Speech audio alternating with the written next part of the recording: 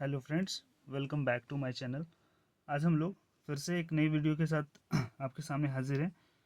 आज हम लोग क्लास 10 का मेंसुरेशन चैप्टर का बहुत ही इम्पोर्टेंट क्वेश्चन को सॉल्व करेंगे, जो कि आपने कई एग्ज़ाम में इसको आते हुए देखा होगा। ये लगभग 6 मार्क्स का, लगभग या फिर 5 मार्क्स का, जिनका जैसे होता है, ये आता है एग्ज़ाम में। ठीक है, सबसे पहली बात है कि अब अगर आप मेंसुरेशन का चैप्टर को अगर सॉल्व कर रहे हैं तो सबसे पहले आपको मेंसुरेशन का ऑलमोस्ट सारा एग्जांपल या फिर सारा फार्मूला याद होना चाहिए। अगर फार्मूला याद नहीं है तो फिर आपको प्रॉब्लम होगा एग्जाम में। ठीक है, तो चलिए हम स्टार्ट करते हैं। काफ़ी बेसिक और काफ़ी शॉर्ट में रखेंगे, ज़्यादा लेंदी नहीं करेंगे इसको, और काफ़ी ईजी वे में इसको सॉल्व करते हैं, जो कि आपको समझने में भी आसान होगा। ठीक है, तो चलिए स्टार्ट करते हैं। लिखा है, एक शंकु के छिन्नक की तिर्यक ऊंचाई 4 सेंटीमीटर है। ठीक है, सबसे पहले इसमें ये समझना हो कि छिन्नक का शेप क्या होता है। ठीक है, तथा इसके तिर्यक सिरों के परिमाप 18 सेंटीमीटर और 6 सेंटीमीटर है। इस छिन्नक का वक्रपृष्ठ क्षेत्रफल ज्ञात कीजिए। अगर इस तरह का कोई भी क्वेश्चन अगर आप मेंसुरेशन का देखते हैं तो सबसे लास्ट में जो पूछा गया है, क्या पूछा गया? छिन्नक का वक्रपृष्ठ क्षेत्रफल। तो सबसे पहले हमें उसका वक्रपृष्ठ क्षेत्रफल क्या है उसका लिख लेना चाहिए। सबसे पहले हम लोग लिखेंगे छिन्नक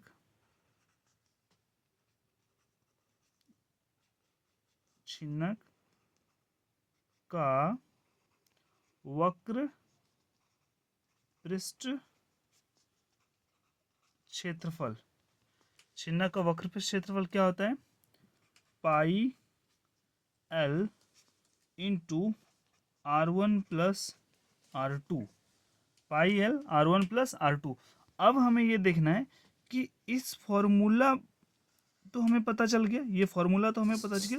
अब इस फॉर्मूला के बेस पर हमें क्या क्या चीज़ इस पे दिया गया है और जो नहीं दिया, सबसे पहले हम उसको फाइंड आउट करेंगे। देन आफ्टर उसको हम पूरा सॉल्व करेंगे। सबसे पहले हमें पाई, तो इसमें इसमें क्वेश्चन में पाई का कोई मतलब नहीं है। मतलब पाई हमें 22/7 ही लेना होगा। अगर स्पेसिफिकली अगर ये बोला जाए कि आपको पाई का वैल्यू 22/7 के जगह कुछ और लेना है, 154 समथिंग, तो तभी हम लोग उसको 154 लेंगे, नहीं तो हम लोग 22/7 ही लेंगे। ठीक है, एल मतलब तिर्यक ऊंचाई, R1 और R2 नहीं दिया गया है, इसका परिमाप दिया गया है। तो सबसे पहले हम एक छिन्नक ड्रॉ करेंगे। छिन्नक का शेप कैसे होता है, तो सबसे पहले हम उसको छिन्नक को एक ड्रॉ करेंगे।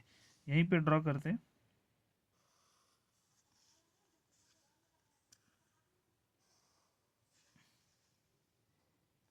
ठीक है, ये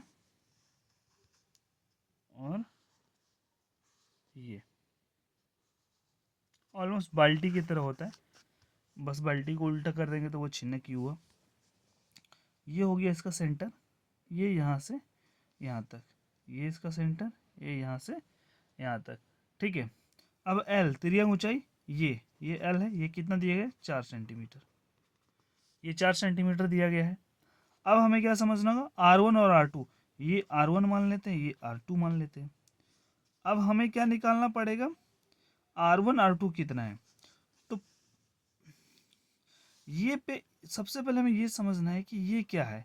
ये क्या है? वृत्त है ना, एक वृत्त है, मतलब इसमें दो वृत्त हैं जिसका परिमाप दिया गया है। तो वृत्त का परिमाप बराबर क्या होता है? वृत्त का परिमाप परिमाप 2 पाई आर। 2 पाई आर, तो वृत्त का परिमाप, तो 2 पाई R1 पहले लिखेंगे। हमें R1 वाला सॉल्व करना है। तो मान लिया R1 हम मान लिए कितना है? 6, और R2 कितना है? 18। तो 2 पाई R1 बराबर हम लोग इसको लिख सकते हैं, R1 कितना माने हैं? 6।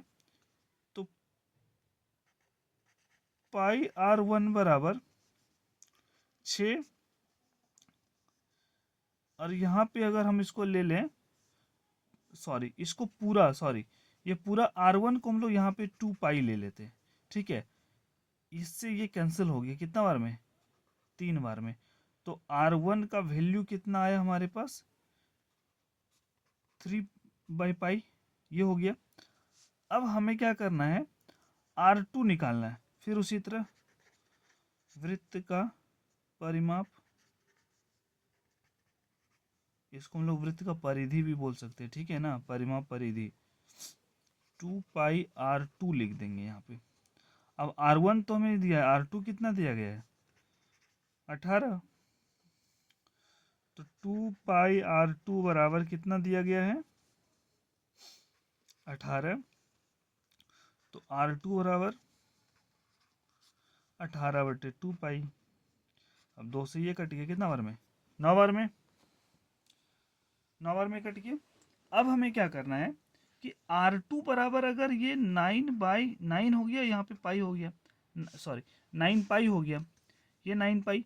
अब हमें लगभग सब कुछ मिल गया, पाई का वैल्यू तो अगर लेंगे तो हमें मिल जाएगा पाई, एल में मुझे मिल गया, R1 R2 मुझे मिल गया। तो हम लोग डायरेक्ट अब लिख सकते हैं कि छिन्नक का वक्रपृष्ठ क्षेत्रफल, तो हम लोग यहाँ लिखेंगे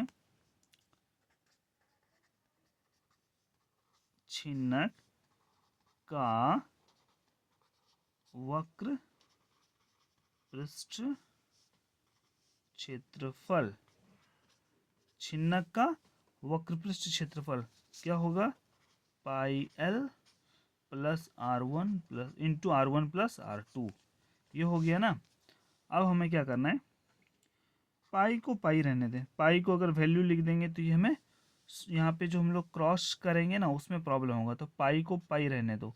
एल, यहाँ पे एल का वैल्यू 4, एल का वैल्यू कितना हो गया 4। अब हमें क्या करना, R1 कितना निकल गया 3/पाई, सॉरी ये पाई है ना, 3π प्लस R2 कितना निकल गया 9π, ये π4 इंटू पाई का पाई और पाई का एलसीएम पाई, 3 और 9 कितना हो जाएगा 3 + 9 को ऐड कर देंगे हम लोग, तो π4 इंटू यहाँ मल्टीप्लाई 9 और 3 कितना हो जाएगा 12 सॉरी 12π। अब ये हम लोग ऐसे लिख सकते हैं